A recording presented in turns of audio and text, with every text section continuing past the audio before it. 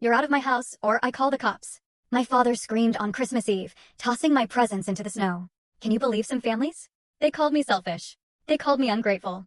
On Christmas Eve, my own father threw me out of the house, into the snow, while my entire family stood by and applauded. What they didn't know, that house? It was mine. And in less than 2 hours, I'd be sending the police to evict every single one of them.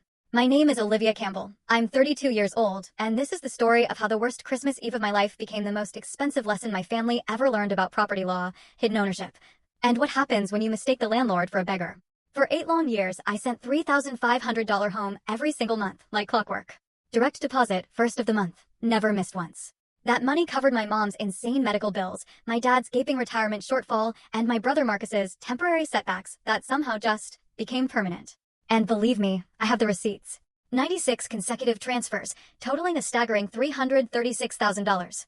Every penny accounted for. But here's the thing about being the invisible daughter. Your contributions?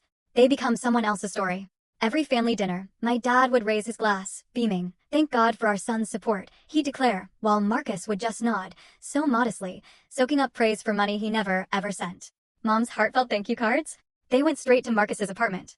I even have one of them, tucked away in my desk drawer. It was sent after her hip surgery, a $45,000 bill I covered entirely. It reads, "Dearest Marcus, your generosity saved us." Honestly, it still stings. I kept every receipt, every cleared check, every wire transfer confirmation. Not out of spite, not initially, but out of habit.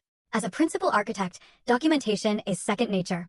Buildings don't stand on good intentions. They need proof of every beam, every joint, every foundation stone. So, I applied the same principle to family finances. The truth would surface eventually, I told myself. Truth always does. What I didn't expect was that when it finally emerged, it would arrive with police sirens and eviction notices. But I'm getting ahead of myself. To understand how we got to that Christmas Eve, you need to know exactly what kind of family dynamic we're talking about.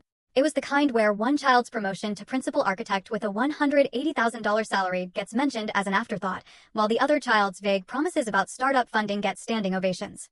Thanksgiving 2024 should have been my blazing red warning sign. Marcus held court at the dinner table, spinning tales about his startup's imminent breakthrough. $5 million in Series B funding, he claimed. Japanese investors practically fighting over equity stakes. An IPO by the third quarter of 2025. Our aunts and uncles hung on his every word. Full story video added in below.